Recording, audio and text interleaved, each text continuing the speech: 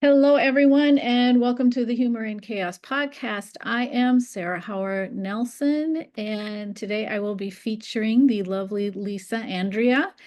Real quick before we get started, um, if you know someone or if you yourself would be a great guest on this podcast, Searching for Joy, please give me a shout out at www.humorinchaos.com, or my email is humorinchaos@gmail.com. Okay, so Lisa, here's your introduction so that people get an idea who you are. Lisa Andria is a transformation coach, podcaster, and healer, and I have been on her podcast. You have probably seen me on her podcast. Her passion is helping women transform from stuck, scared, and lost to clear, confident, and reawakened, and guiding them along to remove limiting beliefs from their unconscious mind so they can set goals, take action, and follow through on making a positive transformation in their life. Her mantra is leaping out of your comfort zone is where the growth happens. And yes, it is. Helping women focus on what they want and feeling okay with being uncomfortable taking that leap is what she strives to accomplish with every woman she encounters and coaches. Catch her podcast called Ladies Who Leap on all podcast platforms and YouTube channel. Welcome, Lisa. How are you today? Thank you. I'm doing great. It's a busy day, but every time I get to talk to you, Sarah, is a good thing. So thank you for having me on your podcast. You're welcome, and thank you for having me on yours. It was Welcome. it was fun. It was a great deal of fun. So I know a good deal about you now that we've become friends, but nobody else here does probably. So let's start with your backstory. Where do you come from? So I was a little girl in Connecticut many years ago. Yeah, I came from Connecticut, moved across the country to New Mexico, and then ended up where I knew I always belonged in Southern California, even as a child in Connecticut. I literally told, I didn't say it to anyone. I just knew that was my people, and I was supposed to be living in Southern California. Could have been Partridge Family and Brady Bunch that did that. But I knew, and truly, when I got here, I was going to come here by myself if my parents didn't move. Turned out my mom and my stepdad did move to Southern California, so I lucked out. I had my family come to Southern California. But once I got here, I remember sitting on like the first or second day in a parking lot while my mom was, I think the rest of the family was in a store, and just looking up to the sky and saying, I'm here. I've arrived to the place I'm supposed to be. I know that feeling. I lived there for 14 years. I had to move, you know this almost a year ago, and I didn't want to. I want to go back. I know a lot of people diss about Southern California and all that, but you and I know, and other people who live there know it's amazing. Yeah. Yeah. I mean, the weather alone is fantastic, but also I love the diversity of people, especially in the area that I live, and I enjoy it. My journey did start though with I was one of those kids that was picked on, bullied, or ignored. So always say when I was starting in junior high, I mastered the art of invisibility. And it was traumatic. It was traumatic. I was not the popular girl. I was the nerd with the big, thick glasses, carrying around books. Boys didn't even know I existed. A lot of girls would take advantage of me because at 16, I got a job, got a car. And so, on the weekends, if they needed a ride to go to a party, it was me. But I had to go to a job and work it the next morning, so I had to get them out of the car. But it was, their intentions were not bad. I was just not one of those chosen ones that was a Mhm. cheerleader and popular and all that kind of stuff. And it's hard to get yourself out of that yourself. Mhm. If you don't have the right hair or the right clothes or the right attitude or the confidence that's just inbred in you at that age, you're going to experience that. But I'll tell you, it stayed with me so strongly that when I moved then to California and in New Mexico, I had my senior year of high school, I discovered that I love speaking in front of people and I love interviewing people. And so I wanted to be a journalist. And so I Mm. signed up for the University of New Mexico because I was living in Santa Fe, New Mexico at the time. My mom went through a lot of trouble to get me grants and a job at the library, and I was going to go back to school. And after a summer in California, growing my hair, getting rid of the glasses, and having dates, I equated going back to college, which was school, with becoming the nerd again. And I didn't do it. So my mom, God bless her, she said, make your own mistakes in life. There's always a reason for things, and I want you to learn from your own mistakes. So even though she was upset that she'd gone through a lot of trouble for me to be able to afford to go to this college, I did not do it. I stayed in California. So then she said, well, then you have to get a job. So, and it was the typical thing, get a job, work many years, retire, and move on with your life. And Mhm. I'll have to say, I did do that. I was 41 years in corporate America in very high stress level sales jobs, helping to build networks for wireless carriers and other companies. It was interesting. The best part about it was meeting new people because that's what I Mhm. love to do. I love to interview people. I love to the curiosity of learning about people, how what makes them tick, and then how to make them successful. And that's how I was able to sell because if I made someone successful, they would buy from me because people buy from people. But I Yes. never got over the bullying and the feeling of not loving myself and Mm. thinking that in order for people to want to be my friends, I had to do this shape shifting. I had to change myself. I had to be a certain way. So I never honored myself. I worked really hard so that people would like me and be my friend. And that's exhausting. Yes, it is. People pleaser. You feel imposter syndrome too. Even what I was doing, I didn't feel I was good at it because I'm an imposter. I'm just faking it. I'm doing things so that people will like me, so that I'll be successful. Nothing to me throughout all of those years of my life was about being authentic and allowing myself to be vulnerable. There was no trusting of people, especially girlfriends. I had been picked on and things when I was younger, during junior high and high school, where girlfriends had played tricks on me. It's just like in those movies, when you see the nerdy kid and they're doing things to them, making a boy call them and saying, I'm going to meet you at this dance, and then nobody's there, and it was all a big joke. So there was no level of trust, and things kept happening. So until I really got into my late 50s, and I mean, I had gone through a marriage that I wasn't happy with. I had lost myself even more in the marriage. Until the 50s and well into my beginning of my 60s, did I realize so many things that I was missing in life. Yeah, yeah. So you went through really a great many betrayals. People a lot of times hear the word betrayal and they only think about in marriage and affair, but there's actually a whole myriad of betrayals. And especially when you're building your foundation of who you are as a child and having those betrayals happen to you, constantly getting the rug pulled out from underneath you, and then you're expected to build a life of relationships because we're creatures of relationships. Yeah, that's a challenging foundation to start from. And until you learn how that affects you and creates limiting beliefs and negative emotions and those bad inner thoughts, you just float through life. Yes. You don't think about those things as they're happening and how much they affect you. And so in it was October of 2018 where I had reached a point where I had already retired once. I'd gone through a couple other jobs because I wasn't able to fully retire. I was still in the telecom industry, and I cried twice. A boss made me cry twice at 50 some odd years old. I was like, no, I have to just, I quit my job without having a job, which is completely unheard of. Mhm. And I told my financial advisor, just find me money so I can take 6 months off. I at least needed 6 months off. And we did 401k, just used it for that 6 months.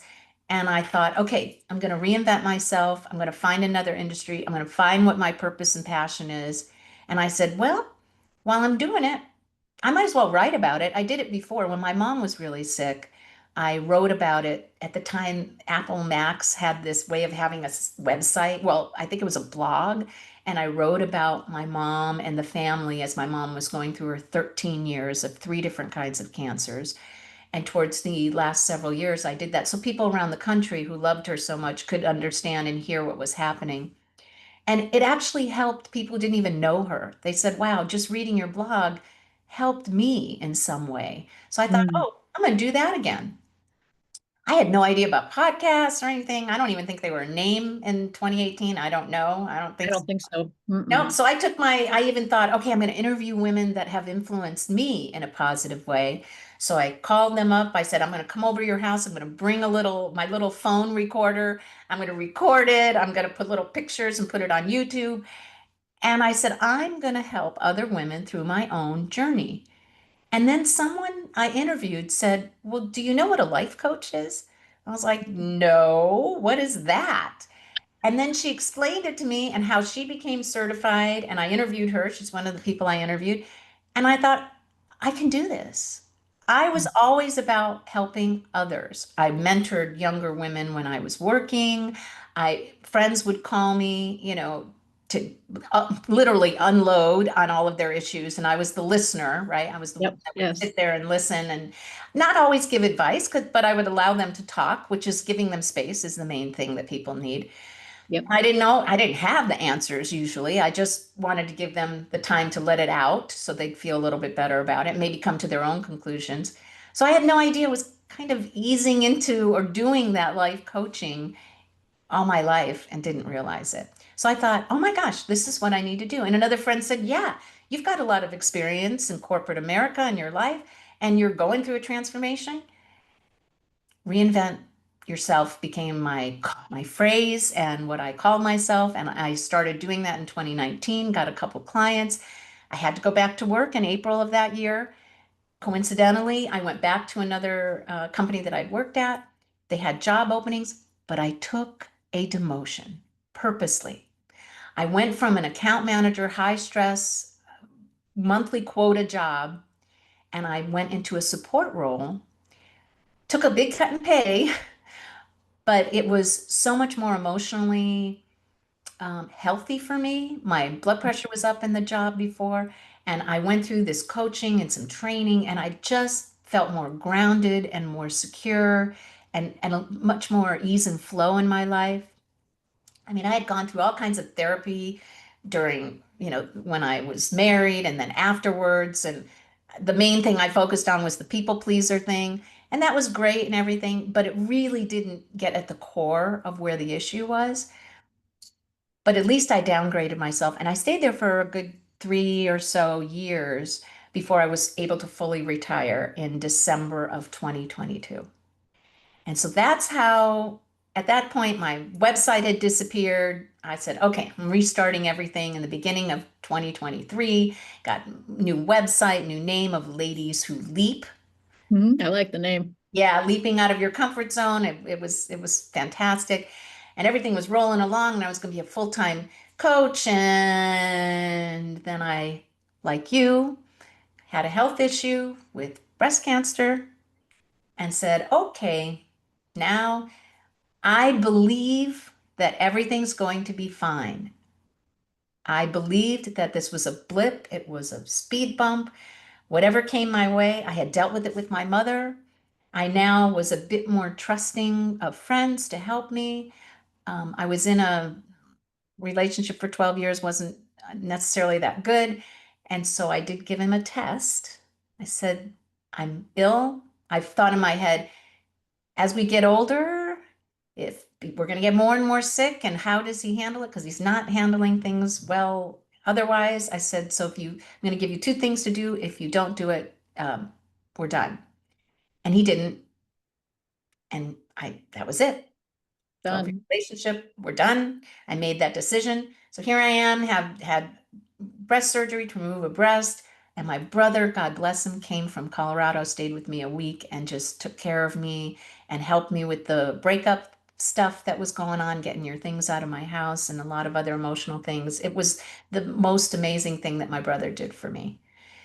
Wonderful. And when you, well, I'll stop there. I've been talking for a while.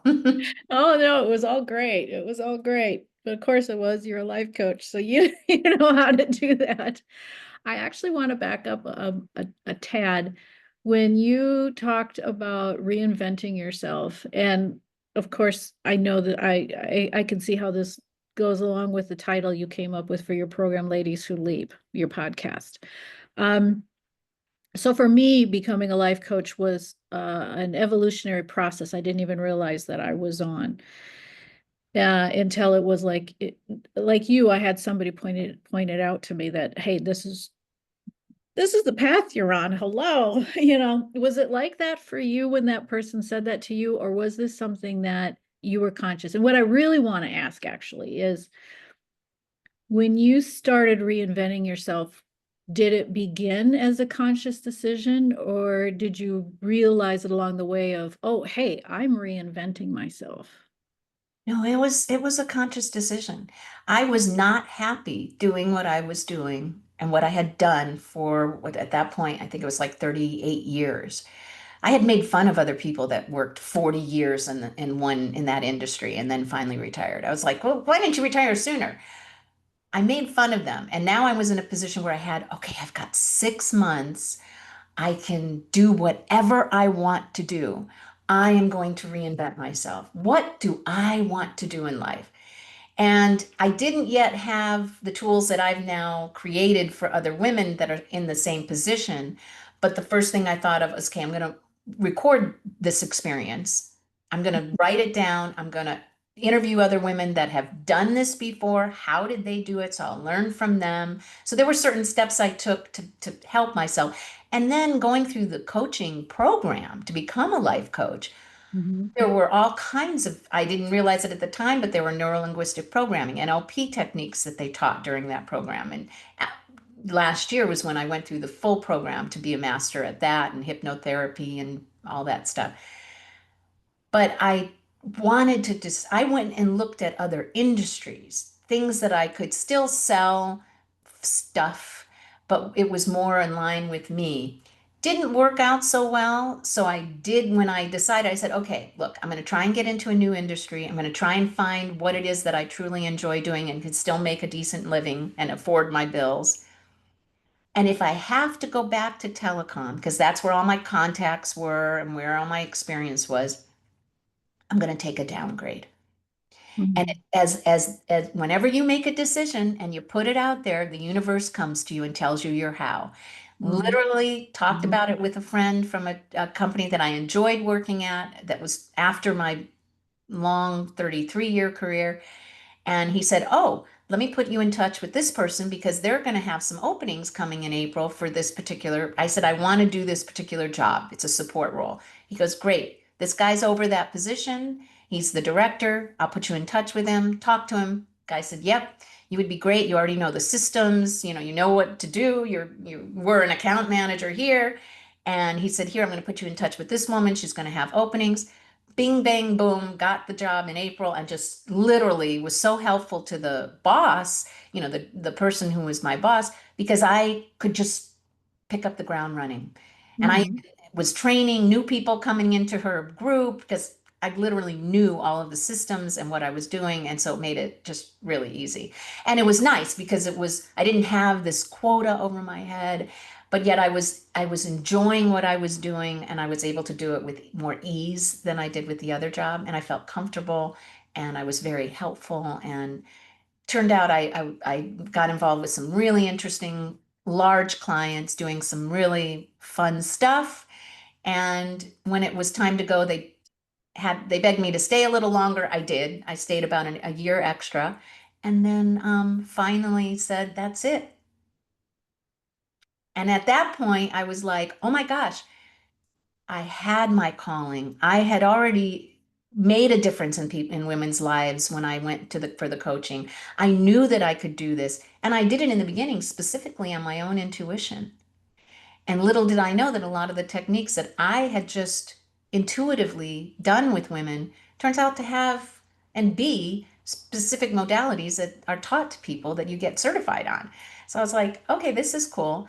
And so I've gotten a couple certifications, a couple methods and modalities that I work with, and now I have a wonderful structure, and I'm loving really making a huge impact in women's lives. And that's just it. I can see it on you when, having worked with you and watched you with other people, in your podcasts and stuff like that. I can tell, I can see on you that you really are joyful in what you're doing. You're enjoying it. I again want to back up and ask about how you got to that joyful aspect. Talking about your childhood and the as we said, the multiple mini betrayals which add up, and then having this man that you were in a relationship for a long time, you know, um, emotionally and physically, mentally not show up for you when you needed him the most.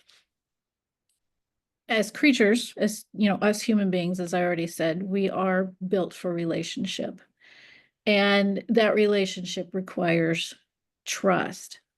And you talk about how you did much of this based on instinct and intuition. And in order to trust or to listen to your intuition, you have to trust yourself. So you have essentially, I'm gathering, you have transferred that need to trust other people because one of the reasons we need relationships because we have this need to be seen and heard and have that interaction. So you essentially built that for yourself and not needing anyone else. Was that something that also just, how did you do that? That's my question. How did you learn to transfer that looking to trust other people when you really couldn't accept your brother? How were you able to move that to yourself and find that joy in what you're doing instead of wallowing in your history? Well, going through the training of being an effective coach is a good part of where I learned about this. Being connected to people like yourself and other amazing people that have come into my life is part of then has been a big part of my journey. But understanding that allowing people to help you is giving them a gift was huge. Turning that corner and understanding, and it took me to realize I love to help other people. I love to be there when they're going through their health issues or when they're going through a divorce or whatever it is. And sometimes when they don't ask. So, sorry about that, folks. But I want to help people and I love to do it. It's like I'm getting a gift. Mhm. So when I was not allowing others to help me in some way when I was going through health issues or divorce or other things, I had to turn that script to say, well, I'm giving them a gift. I'm allowing them to help me, so I'm giving them a gift. They want to help me. Lisa, allow them to help you. And don't think about the fact that they may say no. You will know. I had to trust myself to know who it is that I could count on to help me. Yes, And allowing myself to say, I'm giving them this gift. I need to receive the gift as much as I give that gift of help. yes. It's a reciprocal thing. And that was a huge breakthrough for me. That was one of the breakthroughs for me. Yeah. Nice. Wonderful. Wonderful. Um, yeah, really, you already hit it. Well, and there's also the thing about how did I feel confident and love myself enough to not shapeshift anymore. Yes, And that's a very good point. that came a bit abruptly with it started with about a year ago in July with I was learning how to do breakthrough sessions, which is timeline work, which is talking to your unconscious mind and clearing away negative emotions and limiting beliefs. That's one of the things that I became certified in through a Dr. Matt James. And when I did in the class, I did one for personal growth and development. And at the very end, in the beginning, you talk for a couple hours and you figure out, the coach figures out what your greater problem is. You have all these limiting beliefs, but there's one root problem that is really why I Yeah. don't trust women and why all this is happening. And I whispered it. I leaned in and I said, I don't myself. I was embarrassed. I was shamed. Little did I know, now that I've done research on a book I'm writing about that, 50% of women don't love themselves. And I Right, mean unconditionally. You can right. like yourself, you can care about yourself, you can, focus on yourself, but truly love yourself is a difficult thing for women to do. And men, but I'm focusing on women because that's what work I do. Well, and it's understandable with particularly in the era that you and I were raised in. What were we raised in? A ton of criticism and having to fit into definitions that we didn't fit into. Well, And you so, didn't, and you were trying to do the right thing, and what everybody said was the right thing for you to do. You weren't thinking about yourself. And if you did it wrong, and of course we had the perfectionist thing, everybody has that issue too. If we didn't do it correctly, it had nothing to do with the fact that that wasn't your path or wasn't right for you. No, it had to do with the fact that you just were doing something wrong. So you defined yourself now, and you judged yourself, and you shamed yourself. And yeah, I mean, every yeah. we all at this age, especially, that's why I work with mostly women over 40. That's what we dealt with. And it defined us for most of our life. So do you think breaking out of those, fake defined roles, does that come with age or does that come with personal growth work? Well, I think it's a combination of both. And as you can see, my dog was here, and so Yeah. she wants to go out. So, um, I think it's a combination of both. Um, a lot of women, as we age, we don't care as much about what other people think. That to Mhm. me is the number one thing you hear when women age. We go, "Oh, I don't care anymore about what other people think." That's a conscious, that's conscious what you're saying. There is your unconscious mind, which your conscious mind processes, to give you an idea here, 126 bits per second. Your unconscious mind processes 2 million bits per second. A lot of it is keeping your blood flowing and your heart beating and all of that, but it stores every experience that you've had, including past lives, genealogically, in the womb, and usually before you're 7 years of age. So Yes. it's all stored in there. So consciously, as women get older, we say, I don't care as much what people think. There's all those memes, all those everything, those little videos about that. However, there are things stuck in your unconscious mind. That's where you have to work on them with personal growth and development. You have to work with someone who knows how to do that work or read up on it and try and do it yourself, but you have to work with someone usually that's a professional and knows how to do that work, because that is what it will continually come up. It'll continually be a problem if you don't release those limiting beliefs and those negative emotions and how it takes control of your decisions and your behavior. You Yes. know, when you wake up in the morning and you drop something and you say, "Ugh," and then you drop something else, you go, "Ugh, I keep dropping things." Guess what? You're going to keep dropping things all day long. Because Because you've you told keep your programming. unconscious mind, yeah, you've told your unconscious mind, I keep dropping things, so you're going to keep dropping things. And those negative limiting beliefs that you've had in your mind has been stored and re-thought about and triggered, and I mean, for years and years and years. And so getting rid of them is a bit of a process. Some people do it through energy work. There's the timeline work, like what I do, different methods. It's all different ways to do it, but that takes some work. Yes, and it's about changing your own neuroplasticity, which is malleable.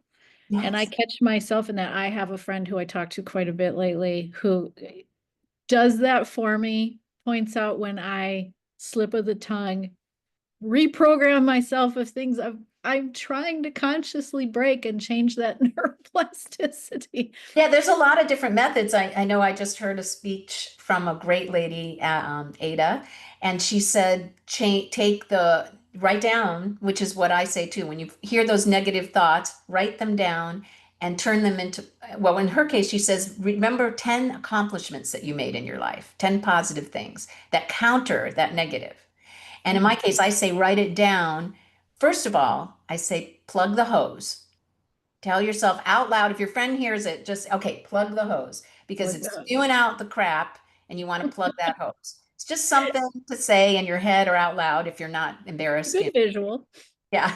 And then write it down, the negative thoughts, as soon as they come to you, because you don't always consciously know what those negative thoughts are. Yeah. If you hear them or your friend hears them, like in your case, write it down and then write an exact opposite positive There it about is. it. In the present tense. I am, I love, I do, whatever it is, and use that as your daily affirmation, and until that it becomes more of a habit and you actually believe it.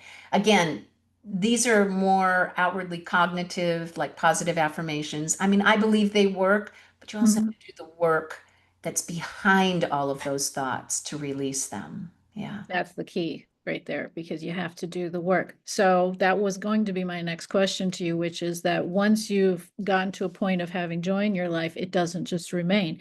You do have to continue to work at it. Yes. Doing And that high five in the mirror every morning, telling myself I have affirmations specifically about, like I did some meditation this morning and some yoga. I say to myself, I love myself. Mhm. I love myself and honor myself despite any mistakes I've made. I mean, I say that on a regular basis. But also, I understand that I can be good and wonderful and healing and helpful and loving and compassionate. And I can also make mistakes and say the wrong things that hurt people. And both of those can be true for me as a human being. And I'm still a good person. And I can Yes. still love myself. Yes. Those two complete opposite things can be true. It does not define you to just make a mistake and say the wrong thing to someone. Yes. Yeah. This need of I have to be a perfectly perfect, good, wonderful person is so unhuman because we're human. We make mistakes. That's a fact of life. And for me, also coming from chronic illnesses that have been very severe and are now back to mild again, and it looks like moving back into remission. um, that was a hard lesson for me, was learning how to love my body even while it was sick. That denying my body, like almost trying to be out of it in order, trying to gain a state of joy while putting myself out of my body, rejecting my body, actually made it worse. And I actually had to learn to embrace my body and love my body regardless of the condition it was in.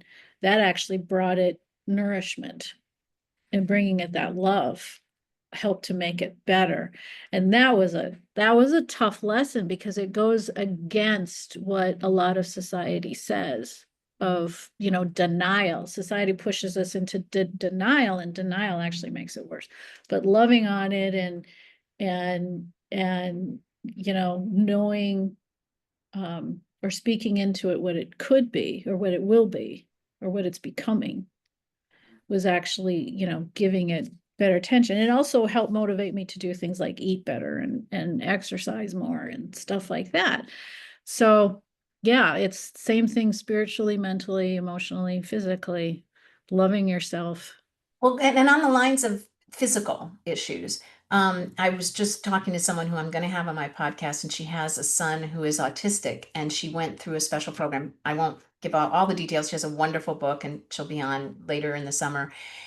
But one of the things she said is her son, as he was started to be able to be communicative through a computer, because he was not nonverbal, he said, I'm angry because God makes everyone in his image, and I believe that, but my body is broken. So how can that be for me?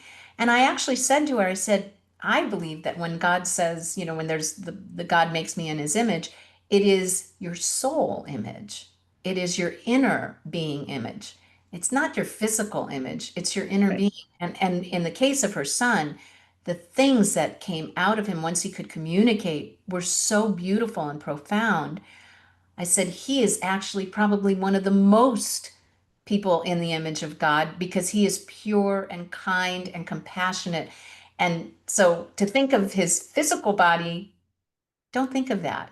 Don't anybody think of that. Yeah, if he had been quote Body is unquote just what perfect, your divine soul is what makes yeah, you. but if he had physically been quote unquote perfect, think what would be lacking Oh from yeah. the people around him. He wouldn't have had the capability to block out everything else and have these most, he talks, oh, it's going to be exciting. He talks about how, what's the most important thing in this world. He wants to help people bring peace. And I mean, it's amazing. But had he been just a normal kid, may not have had these profound May thoughts and not may have not happened. have had as much of an impact. Yeah. And I know from myself, if my illness hadn't built up my mental resilience when the betrayal and divorce was going on, I would have been much worse. It was almost a preparation. Your world is going to come crashing down and you don't know it, so I'm getting you ready. And yeah, I mean, Bad things happen to good people, and yes, usually, and I don't want to put down any horrible things that have happened to people, but usually there's a gift somewhere in there. There's a blessing in disguise. There's a lesson to be learned. There is a reason you lose your job. Well, congratulations, because now you have some time, maybe even the money to do what you truly want in life. Had that not happened, you may not have been given the opportunity. You would have just kept floating through life. So I say like missed expectations is opportunities gained. So even you expected something to happen and it didn't. Well, guess what? There's another opportunity that's going to come in its place. It's probably going to be better. and I try to get people to understand because people will reject that when they're in the midst still of all the pain and processing is like you're just not there yet. And it might be a long journey to get there, or it might be a short journey to get there, but it is true. There is something wonderful that can come out of this as long as you keep moving forward.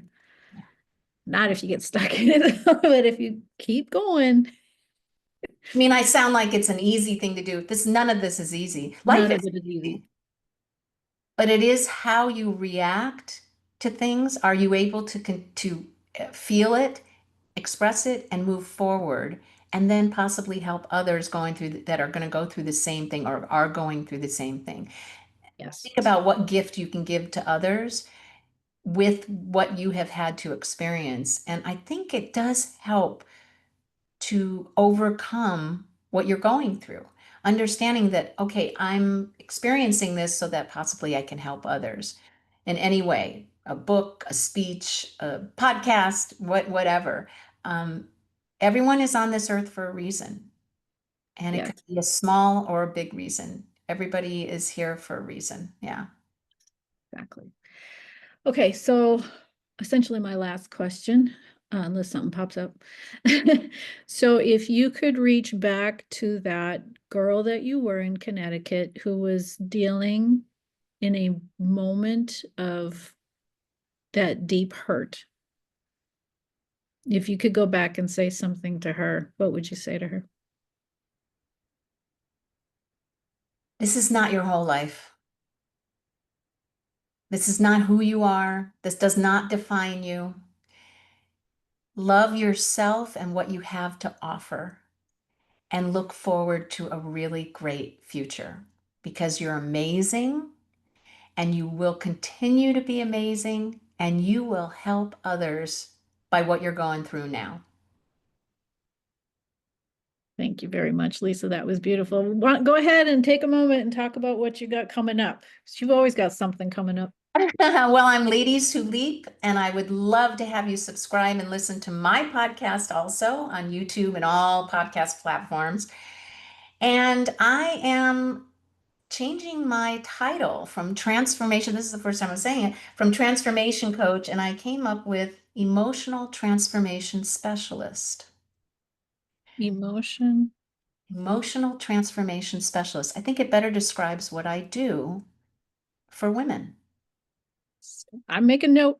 And I'm writing a book. It can take a year or whatever for it to come out, but look for that. And I am thinking, not thinking, I am working on a group program that has to, it's called my Dream Method. So it's a Dream Academy, and it is the steps for women to find their purpose or passion. So if you really don't know what you want to do in life. You're a bit lost and you're like, do I volunteer? Do I work somewhere? I'm divorced. I'm empty. You know, the kids have moved on and are adults now, or I lost a spouse, or I'm retired. It's a way to takes you through some steps, 6-week program to figure that out. And where can people find you? Give your Type in Ladies Who Leap, and pretty much you'll get just about everything. The YouTube channel, my website, which has links to everything, and a way to set up a call. I love having Let's Connect. I call it a Let's Connect call. And I just love to learn about what you're struggling, what the person is struggling with, and see how I can help them if we work together, if you feel comfortable, and what I have to offer is what you would like because I love one-on-one work. That is my favorite stuff to do, other than the podcast, because I wanted to be Barbara Walters when I was a little girl. So all that interviewing skill stuff is really, really fun for me. And listening to stories of successful women and sharing those stories is such a passion. Yeah. And you and I have discussed that before, that what we're really all about, each of us, is we all have a story of our life and that we're trying to write and trying to live it out. Yeah. Yeah, And understand that no matter what you've been through, if you think that your life was great and don't have anything to share, you do. you do. You do. Everybody has a story, and that's your story, and it makes you unique. And you have had lessons along the way, and other people can learn from that. Thank you so much, Lisa. This has been a wonderful conversation. It Uh, has. and I'm so jealous that you're down there in Southern California. I want to get back there so Well, I think this time of year we're probably about the same temperature, although I think it's going to get pretty hot. We're not into summer yet. I don't know when this will be released, but once we get into summer, we're both going to probably be in, really hot weather. Yeah. triple digits, Yeah. triple digits. Mm. Okay, wonderful. Thank you, Lisa. Thank you. Thanks again, everybody, for joining us. This is the Humor and Chaos. I was also going to say ladies who leap. What's a little catchy there? Huh? Yeah, it is. This is the Humor and Chaos podcast. I'm Sarah Howard Nelson, today featuring Lisa Andria. I'm a resilience coach, certified life coach, certified art therapy practitioner. And yeah, you can find this podcast on YouTube, on Podbean, and on Apple Podcasts. Again, thank you so much, Lisa, and you have a wonderful weekend coming up, and all the rest of you have a wonderful day. Thank you. Thank you, Sarah.